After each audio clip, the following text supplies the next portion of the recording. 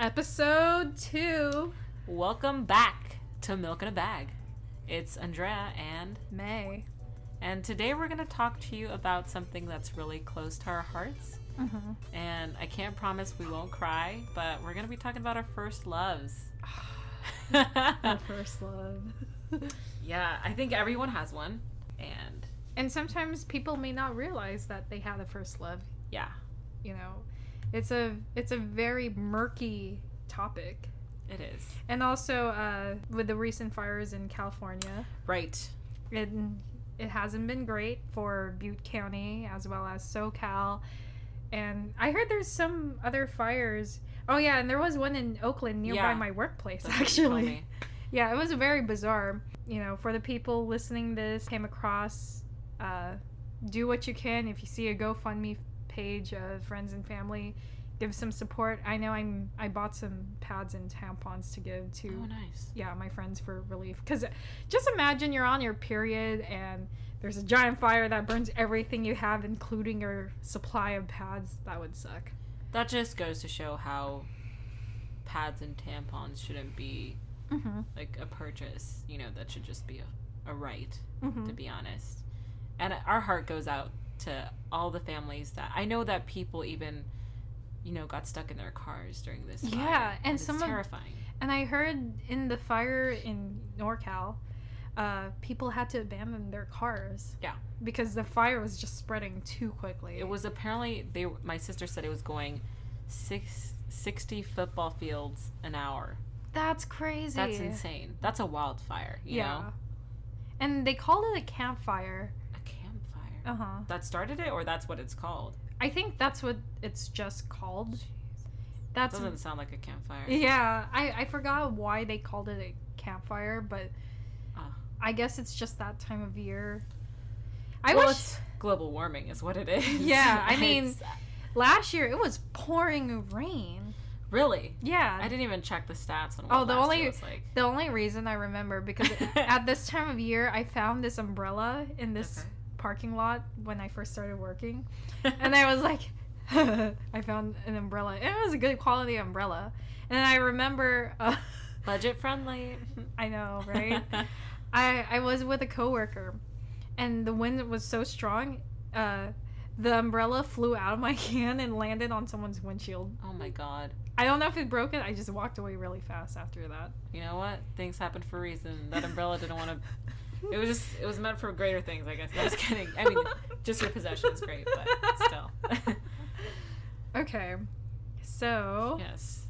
Sorry. So that's just something we want to say. You know, our heart goes out to those families. Yeah, definitely our prayers, our blessings. And I know it's heartbreaking for people who just bought a house in paradise 2 years ago, or even just recently, only to lose it very quickly. And my heart goes out to them. Definitely take an opportunity. If you, and every, help from every person, it really sucks to lose everything you have.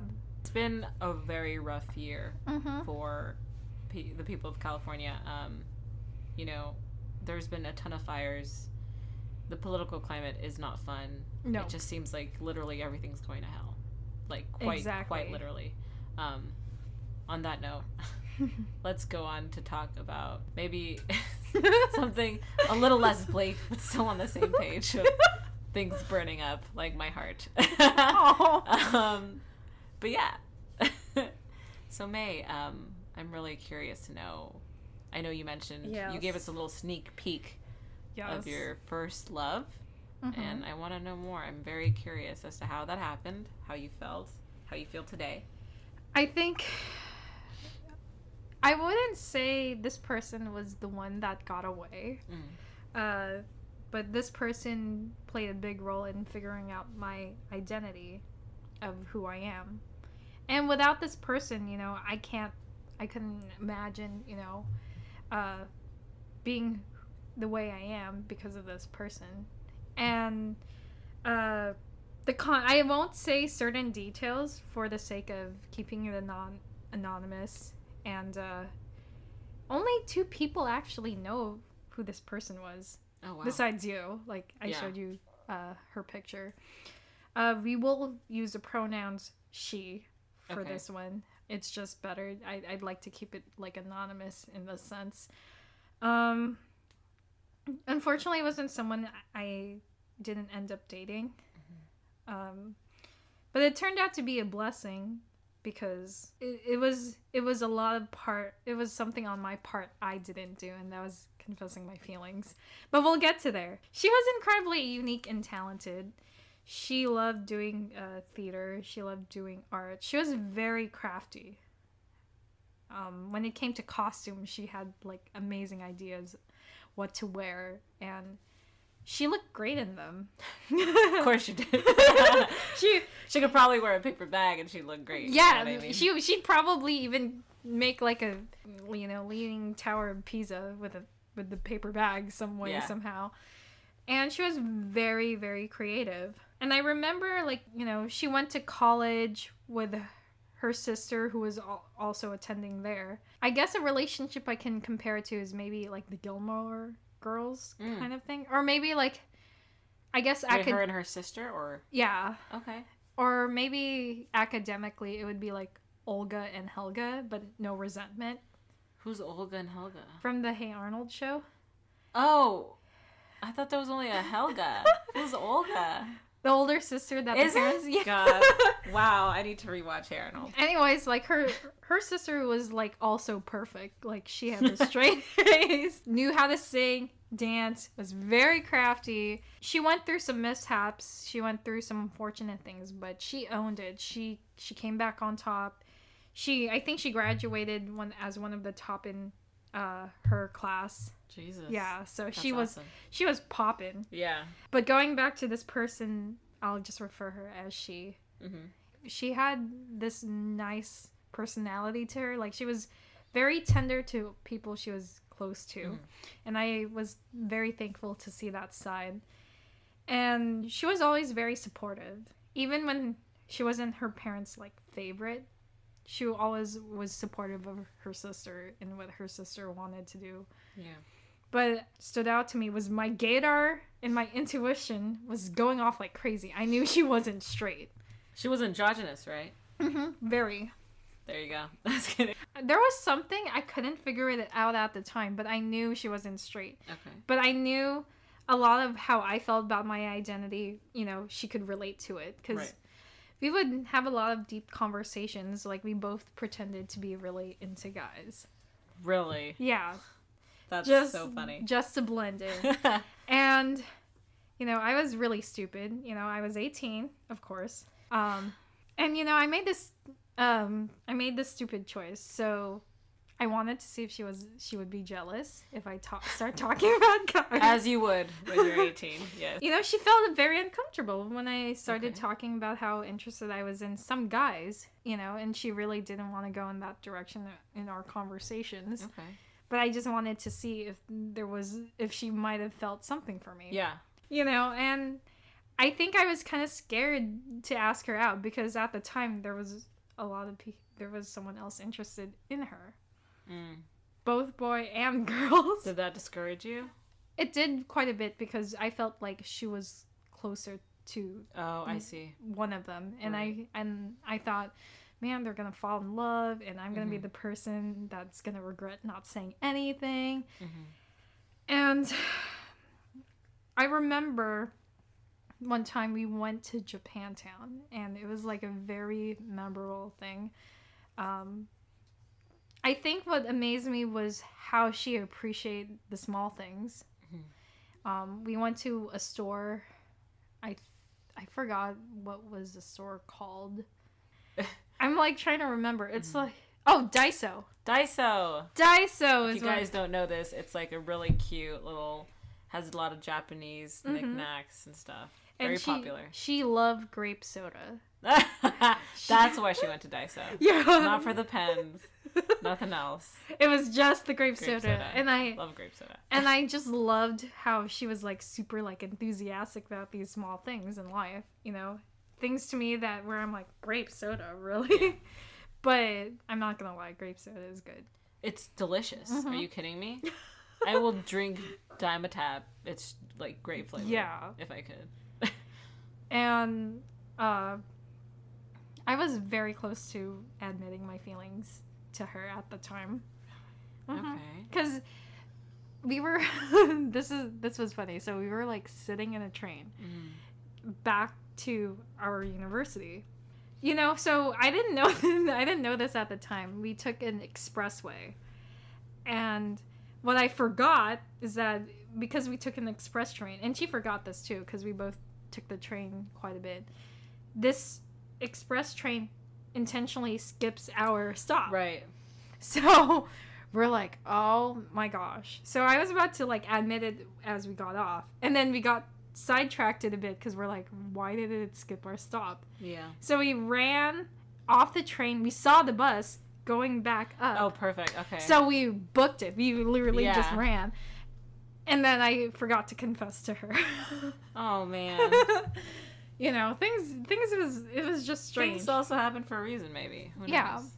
And it was, I guess, it was kind of like the climax of our relationship then.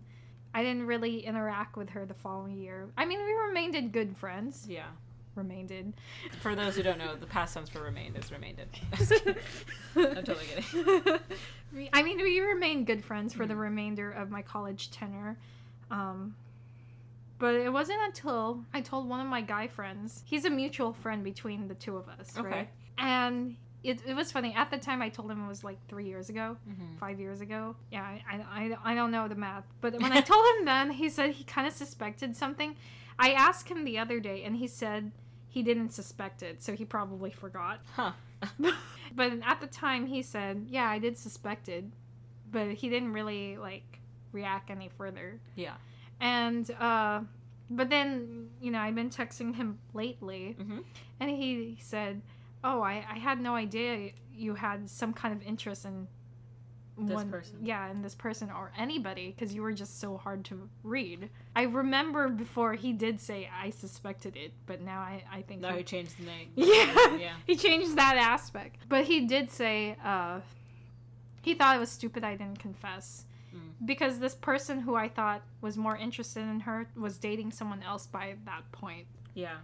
And he said this was kind of like an opportunity that I let go from my end. Because he said I guess when I reflect back on it, it probably wouldn't have worked out. I think because we were just very different people culturally and, you know, personality wise, I like people who are much more like dominant than me. Or it was more of, I think on an emotional level, I felt that we were in two different points of our life. Right. To be fairly honest, I think it wouldn't have worked out even if she did say yes. If I asked her out on that day, we went to Japantown. So, you know, leading before that, you know, we were having like the time of our lives. You know, we were adventuring. We would like walk all the way to the nearby mall. And our nearest mall, I think, was like 6 or 7 miles away from... That's insane. Yeah. I can't do that. That's like a trek. That's like a day, you know, for me. That's yeah, like and it was just fun. It was just fun just walking with her, you know, and talking. Or like how we talked about like certain issues going on with our family. You know, like deep things that I never really had a conversation with in my previous relationships. Right. So she was really the first one who really got to know me in that aspect. Were your previous relationships with men, or were they both men both. and women? Really? Okay.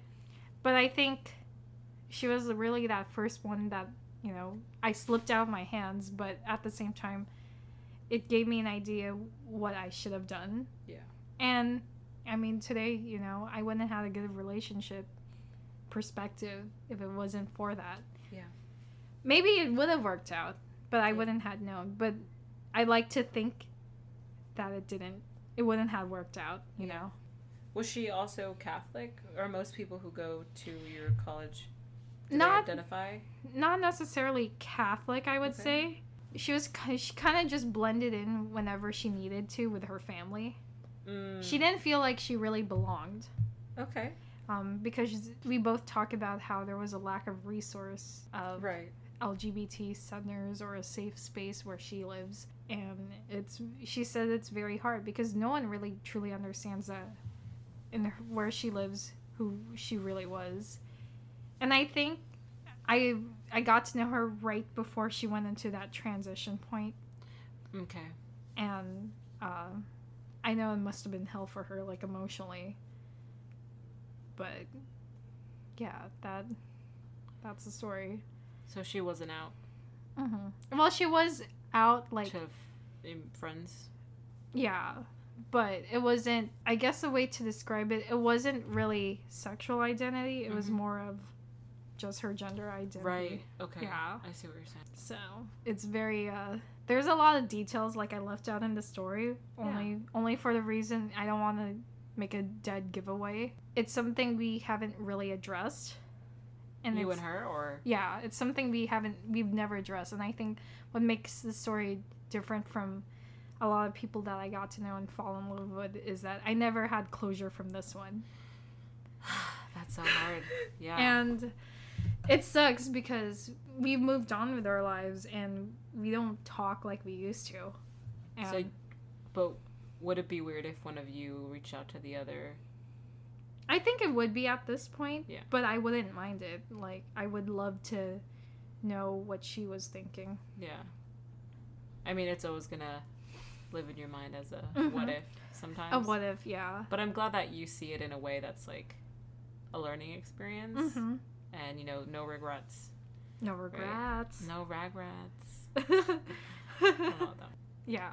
So I would say that was my story, and I wish I could say, man, there was a lot of hot sex going on. But no, it was more on an emotional kind of journey for me. Yeah. Because, this was really a person who I could relate to in so many different ways, even though we were two completely different people. Yeah. I mean, I think it's just fascinating that you honestly you don't even need to be in a relationship to know who your first love is, or, like, be in a relationship with them. It just something I felt like she's like kind of my soulmate at that time. But now I look back and I'm like, I wouldn't have known if she was, because I didn't try to confess what I felt. Yeah. I told this to my mom, and she's like, well, I mean, you did what you did, and you can't really turn back. You'll find someone eventually who'll make you happy again. Yeah. But maybe it was just meant to be that you didn't confess ever since. And there were a lot of opportunities that I could have confessed, but I think I felt I wasn't ready. Yeah, and that's okay. And a lot of us jumped the gun. Wow. Well, looks like it's your turn. Yes.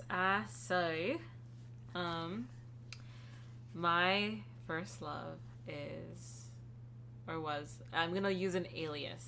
And it's going to be the name Ramona from Scott Pilgrim vs. the World, because that's, like, one of my favorite movies. Oh my gosh, I love Scott Pilgrim. Right?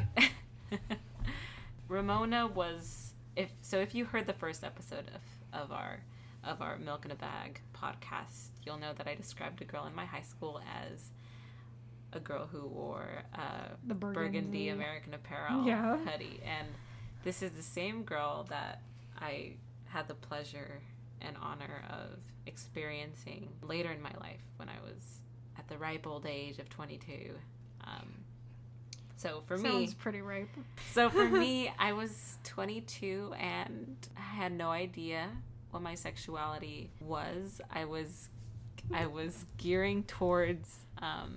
I just knew that I was different in the sense that, like, I may have had a tendency for girls. This is when I realized I was either bisexual or maybe it was phase. So this was 22. There's a lot to this story of how we came to be, and then how we ended. And essentially, I met her at work.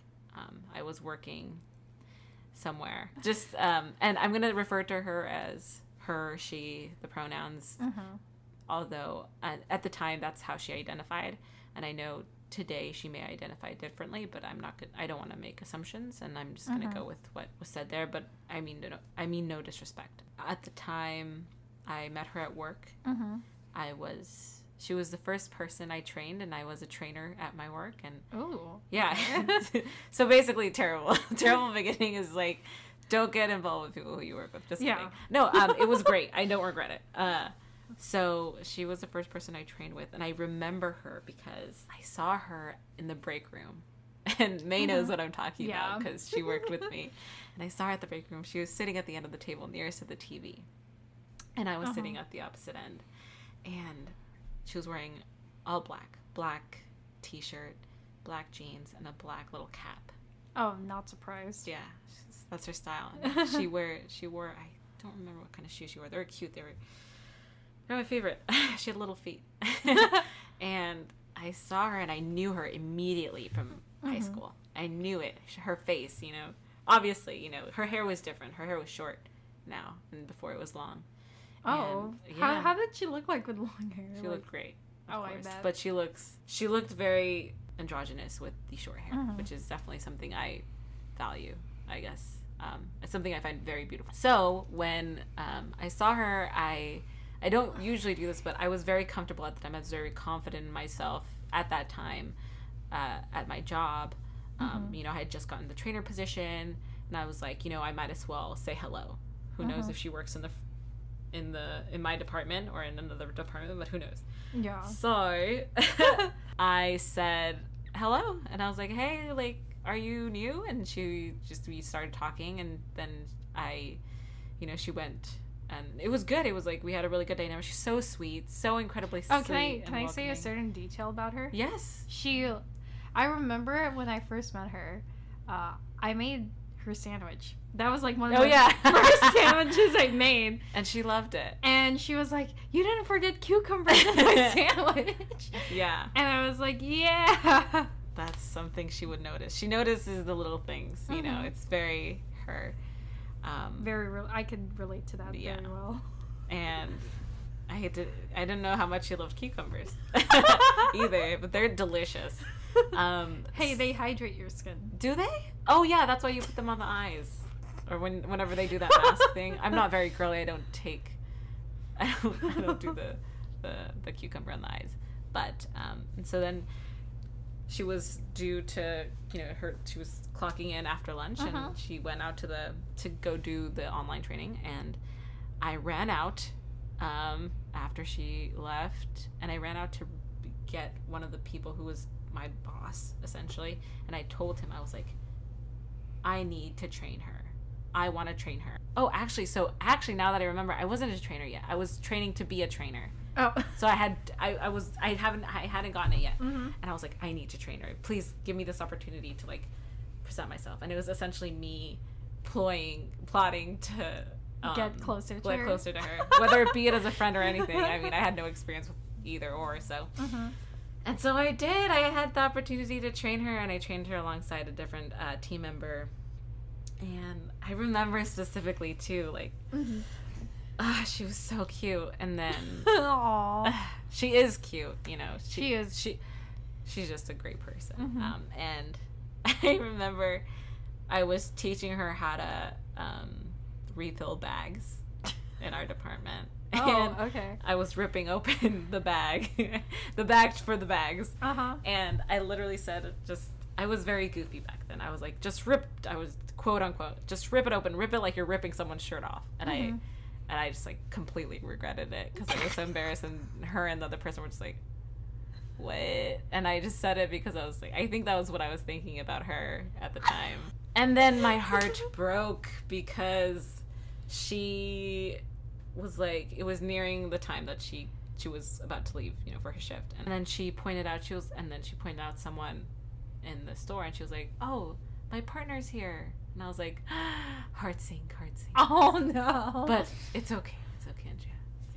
And yeah, she had a partner at the time who was a woman. I don't know how to say the story. And I was just like, well, there it goes. There's my chance. There goes the queer ship. Yes, I can never explore my identity ever again. Sorry. I was like, okay, fine, totally cool. Still cute as a button. And so yeah, and then we just started, you know, we just got closer and we were just getting along really well. And at this time I was also starting to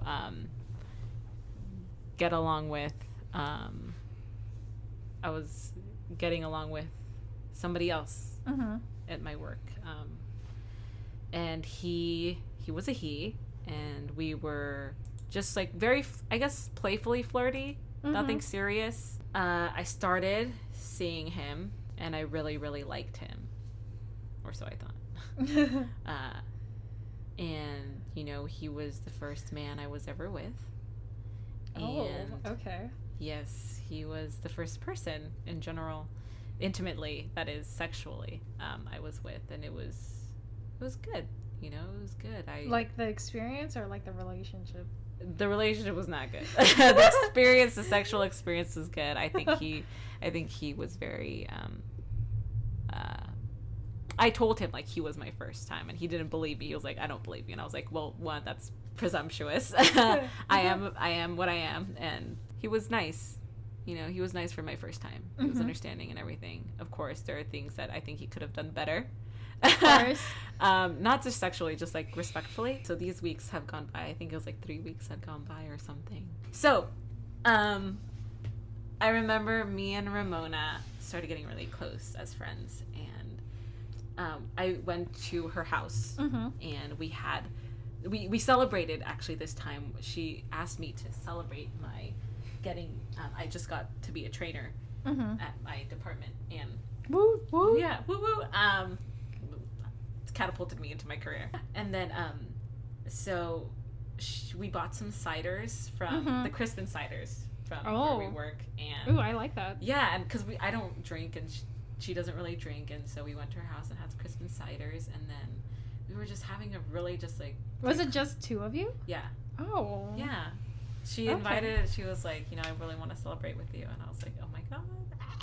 I was like, wait, yes. Was she with her partner? Yes. Oh, okay. So we just had Crispin ciders, and we were just talking like about life and how we and how I knew her from high school, and like all these things that we went through the yearbook, I think, and we were also going through like our crushes, our girl crushes, because we both identify as queer, and I think she knew that. And I was like telling her about my girl crushes, and then she was telling about mine about hers, and it was just like, wow, you know, her girl crushes are these beautiful like pixie like girls that are so like cute. Ruby Rose.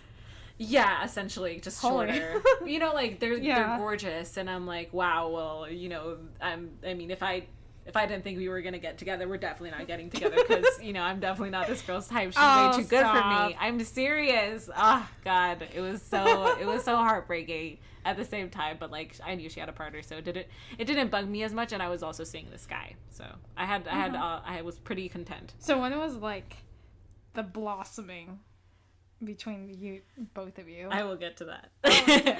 Yes, it's coming, trust me. And I think we really connected that day, and I think, you know, as our friendship developed.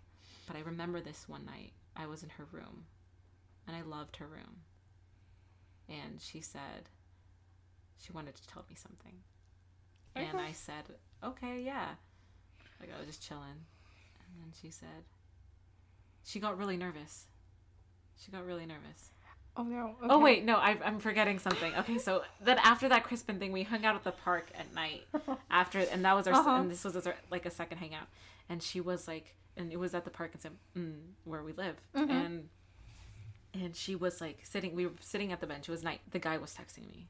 I had to change his name to like the number 1, because I didn't want anyone to know that I was seeing him, because it would have been, you know, bad. And so she was getting really nervous. She was like, we were just talking, and she was just like standing up, and like she just started talking to me as she stood up, and I was sitting down, and I was like, oh, what's up? Like, you don't want to sit? And she was like, you don't know, I'm like sweating a lot and stuff. And I'm like, okay.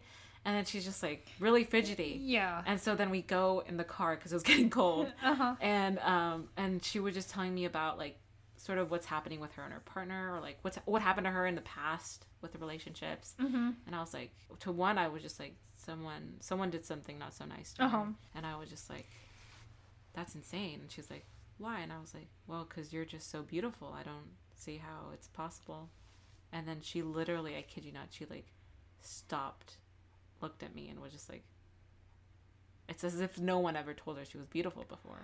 And it was that like made my heart sink.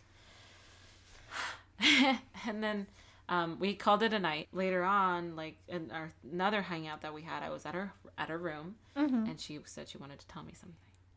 And I said, okay, go ahead. And then she was just like, I can't. And I was like, why? What? Like, what's wrong? Like, or like, what's up? For some reason in me, I knew like she had something to say about how she felt about me. I had a feeling. I had like this weird feeling. Yeah. And then she said, I like you. I like you too. And I had to come clean. I was like, well, I mean, I'm seeing someone. And she was like, oh. And I was like, but I want to see you. Like, I want to see you too. And I'm like, I don't know who I am. I could see this like in a movie. Yeah. And I was like, I mean, you have a partner. And she was like, yeah. And she just told me like how things weren't, they weren't intimate for a year. Things have been going down for 2 years. And things like that. And I was just like, God, like, how can no one find this beautiful being? Like, how can they not want to just like ravish them, if you will? And so it was complicated. We were in a complicated pickle. We wanted to like, I didn't want her to do anything she regretted with me to her partner. And I also wanted her, but also wanted the best of both worlds, Yeah. So I told her we can't do anything unless like she's come to an agreement with her partner. I was like, I want to see this person and I want to see you. And she was okay with it. I hope I remember it correctly. And then I remember that just like she was going to go see her partner next Wednesday and she was going to break up with her partner.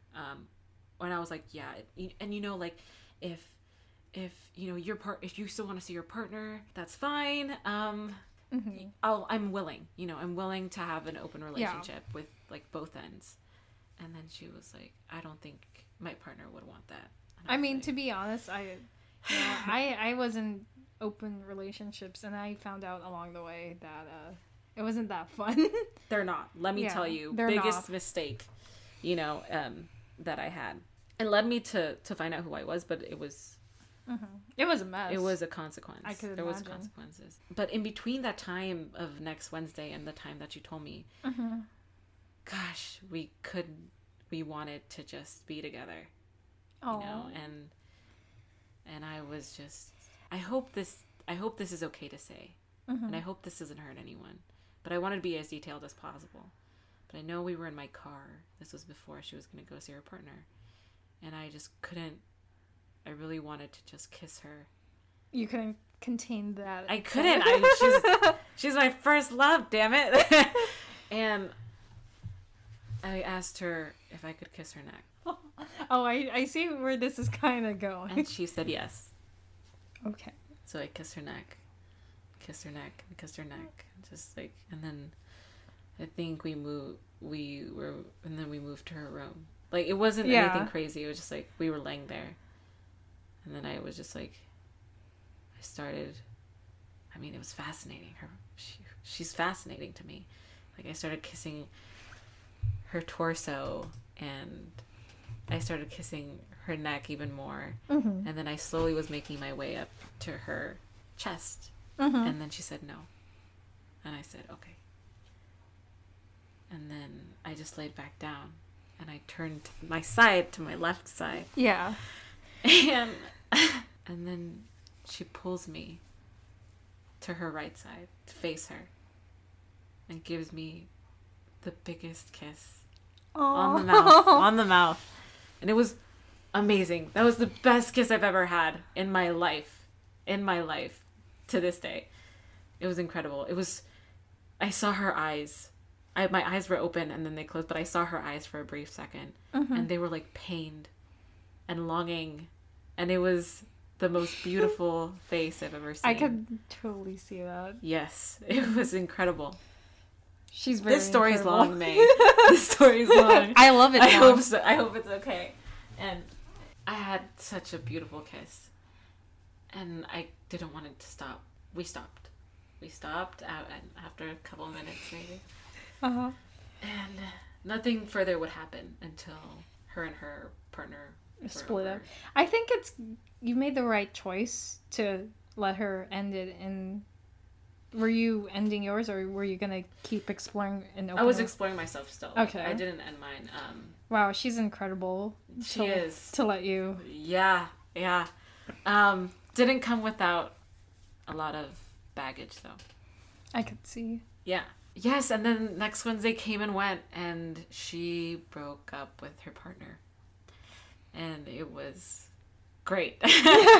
and then, I just remember... Did I know this partner? No. Okay. No. She didn't work there. She never really hung out there. Okay. She lived all the way in, Sonoma area. Got it. And honestly, it's hard for me to remember how I felt like when Ramona came back. And this is like a fast forward, but I remember our first intimate moment, or the pre-intimate moment, if you will. And it was just like, she was like going towards my region. Oh. And I told her, and she was going under my underwear. And I told her, oh, this is getting juicy. No, I don't know. I was like, can you go over it? And she was like, well, I don't want to touch you if it's just gonna be over. And then I was like, okay, fine. I didn't know how to handle it. It's like, I've been with the man already. I'm pretty sure I was with a man. Yeah, I was already with a man. But this was different. Holy shit. This was so different. And yeah, and it was just, she was doing it, and then sorry, and then she was pleasing me. And it felt awkward. It felt weird. It didn't feel right. It was just weird. I never had someone touch that area of myself. And it was sort of painful, weirdly. And it was just it wasn't anything inside or anything. Yeah. So it was interesting. I think it was just my body that was really tense. And then I remember, and then this is all going to be sparse, or very sparse moments connected together. And I remember just wanting to taste her. And I was like, I know at the beginning I said, I don't know how I feel about, going down on a woman or having a woman go down on me. I think I wouldn't want you to do that. I think it's really gross out there. So don't. And but then I really wanted to do it. And so I initiated it. I believe I did. I don't think it was at the same moment, and she was just, she was very sweet. I was terrible. I didn't know what I was doing. But I either went ham, if I remember correctly, or... Wait, stiff tongue? I don't think it was stiff tongue. I think I was trying to do the ABCs or something. I was trying to do something. I think it was just up and down, to be honest. And she was sweet about it. She was incredibly sweet. And the thing about Ramona is that she is the most empathetic, understanding, and sweet person, and would never say anything to hurt a fly. Anything. She would internalize anything. And yeah, when I had some conversations with her, we talked a lot about sociology. She was a sociology major. Yeah. And she talked about this paper she published. She did, yes. Yes. And I was like, I told her I want to read it because, I find sociology to be a very interesting topic.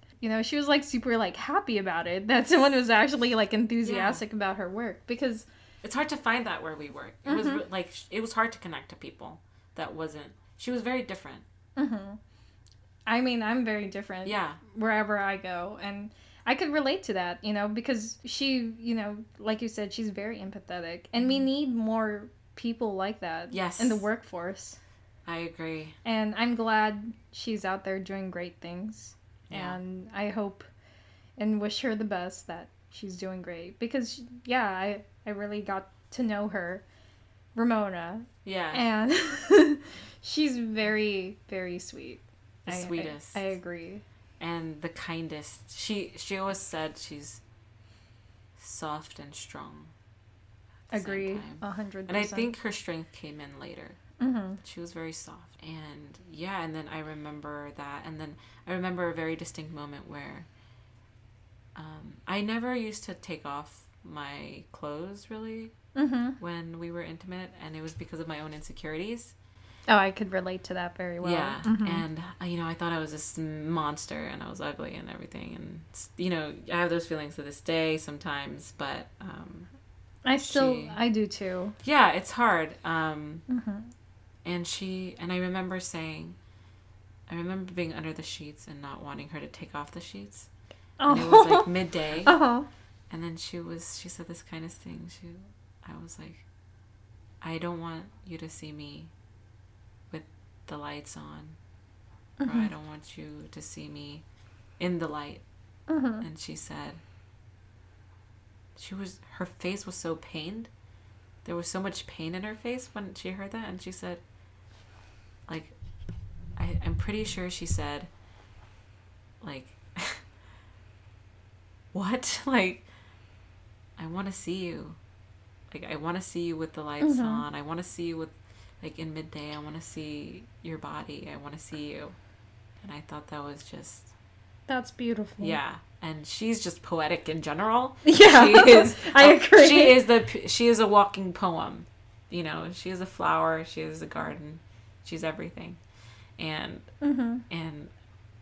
she made me feel so secure. Because with the guy, I only saw him at like 11 at night. On nights. When he wanted to. And then with her, it was like, you know, midday and afternoon delight. You know? Oh, I love that, how you described it. Yeah. Midday and afternoon delight. Yeah. That's a thing. Afternoon delight is like referring to sex. Yeah. And it was just great. It was just great. I had great experiences with her, and then I remember the first time she told me she loved me. Aww. And she was taking me to Oakland for a surprise for my birthday to this abandoned, or it wasn't abandoned. It had like all these unused or used furniture. It was like I don't know what it's called. I think I know what you're talking about. Yeah. And it was a surprise, and it was a beautiful surprise, and I love it. And she was always so thoughtful with her cards, and like they were so simple and concise and just warm. She was a writer. She is a writer. She is amazing. She makes you feel like you are everything, and she is everything to you, you know. And we were in the car, and you know, just like any relationship or early relationship when you're like starting out, we had our ups and downs. Like you know, we were seeing each other, and it was an open relationship, and like a lot of people, I think, had crushes on me. This is an assumption. This is what she observed. I didn't feel that way. And so there was a girl that she knew in high school, and she worked at our department, and they would talk, and then apparently they would flirt, and like I got wind of this, and I heard that. Do I know this person? I'm sure you do. I'll tell you that later. Oh, okay. And then and then I got wind of this person, or them, just like apparently, you know, this person kissed Ramon on the cheek, like as a goodbye or something, or like as a friend thing. But I was livid when I found out. Livid. I'm a jealous person. You know, I think there were so many things that played into why. And then I told her, and she was, and we were in the car driving to Oakland. We were having a fight about it. And I was like, well, if you want to be with someone like her, like she's skinnier, she's prettier, like go ahead. Like everybody likes her. Like I'm so like this, I'm torn. Like, you know, I can't believe you did that. Like, why would you do that? And then she was like, you know, like, she was like, people like you too. Like I have to deal with this too. Like all these things. And like, you know, it was just an innocent thing. And I didn't mean for you to take it this way and all these things. I'm like, I was like, why are you with me? Like, I'm like this gross thing, and like I think of myself so lowly sometimes, but and then she was like, because I love you, damn it. And then I shut up. And then I was smiling. Aww. And then I don't remember what happened then. And then I was just really happy. You know, the way you're saying what she said, like I envision it the way she's saying it, and I could see like how she was such a very emotional. Yes. I could see, like, she loved you very much. Yeah. And, you know, I could only imagine the storm that was to come next. Yeah. And we had a great time at the place, and she bought me a used book. It was, I believe it was Crime and Punishment. It was my favorite book. Oh, I had to read that in senior year. Dostoevsky. Yes, it was my favorite book. I think it teaches you a lot about, like, I had to read morality. that in high school. Ugh. It's a great book. I love it. I feel like it's a great book if I didn't have to write so many papers on it. Right. It's a long one. Do you agree there was, like, a feminist kind of aspect to it? I think I looked at it more of, like, I looked at it from a lens of morality. That's how I saw it too. Yeah. But, like, for some reason, in high school, you know, they wanted to interpret through, like, this feminist scope, and I didn't like that. Yeah, I don't know if I could actually, like, interpret it from a feminist scope, because it was that didn't make sense to me right then. But maybe I have to reread it.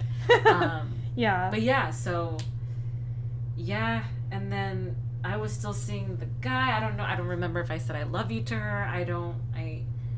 Maybe not. Maybe I just wasn't ready yet. But and then I remember I really, really liked the guy at the time too. But I had these strong feelings for Ramona. But it was hard for me to admit that to myself because I was also convincing myself that a relationship with a man was the right way to go. Yeah. You know? Was it because of your background? Yeah. I mean, I have a Catholic mother. I could make my life easier by just dating a guy. No questions asked. No one would look at us. Things were great for a time, and then me and the guy ended. But then because I was still discovering myself, there was someone else who showed interest in me after we ended, and it was this woman. She was 35, and she also worked in the same place. I was seeing her, and I started to see her, and I told Ramona about it. I told her that I wanted to see this person, and she complied, but I think it destroyed her a little bit. I could imagine, yeah. It was, after the guy, it was just me and Ramona, and it was great. I gotta, like, listen carefully through all this audio. Yes, and then I told her that I wanted to see this person, and it destroyed her a little bit, I think, and I was too selfish to notice, and she let it happen, and she knew this person from work too, and it was weird. Everything was weird. I could imagine, because it was another woman, you know, and it was just like, and me and that other woman just had like one or two intimate moments together, and it was like, I thought she was really cool, and I loved her confidence and everything, but it just felt really, after a while she sort of just threw me away, you know. I was just sort of a toy. She recently got out of like a long-term engagement, and Ramona has always been there to pick up the pieces, and she was always there, and whether it hurt her or not, where I told her that I couldn't do it anymore. I couldn't be with her anymore because I felt like I was just being selfish, and I was hurting her, and I just think it should end, you know. And we did end, but then we stayed friends. Me and Ramona, we went through a lot of ups and downs because, you know, there were points in time when I told Ramona, I was like, we need to end this. Like, I can't do this anymore. And, you know, and then the next day, like, we decided to be friends and go to Target, but, you know, we ended up sleeping together again. And then I was so stupid, and I said, like, after we slept together, I told her, and I hate this about myself. I hate that I did this, but I told her,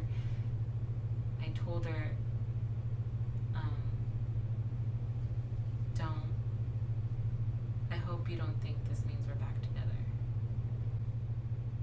And that was just the worst thing. And she said, oh, I know.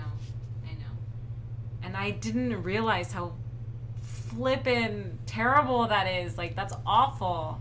That's something that's like, I would never want to hear that. And you know, we went through this kind of cycle of like being together and not being together while I was like trying to figure myself out. And then once things ended with the woman, the other woman, I was with Ramona monogamously, and we were trying that, and it was working for the most part. I didn't know who I was still, and I think I was just really also insecure. And Ramona was willing to just put up with everything. I find that amazing, the way she did and the way she reacted. Like, yeah, I mean, it definitely was hard because it hurt her so much.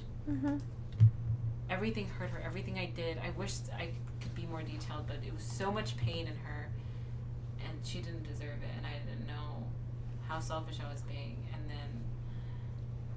And then what ended things, after we've been seeing each other for a year and a half, was I had cheated on her later on with a guy from work. Not the same guy either. It was a guy from work, and it was just stupid. And it was a time we had a break, but I still consider it cheating because it was just a 1 week break, and then I went back to her because I knew I loved her, and I knew I loved her, and I wanted her back, and then I didn't tell her until a week later that what had happened with me and a guy, and then she was just destroyed. I can imagine the devastation she must have felt. It was like she felt like she wasn't enough. And it was like, God, no, like, it's not you. I'm the wrong one. Like, you were never wrong. You were always enough. I just didn't know anything. And I take full accountability of all the pain I put you through. And I was being selfish. I wasn't thinking. And someone suffered for it. And it was the wrong person to suffer. And now it's my biggest regret. I mean, I guess, at the time you were still exploring, and I think she understood. But there came a time when it's like... Yeah.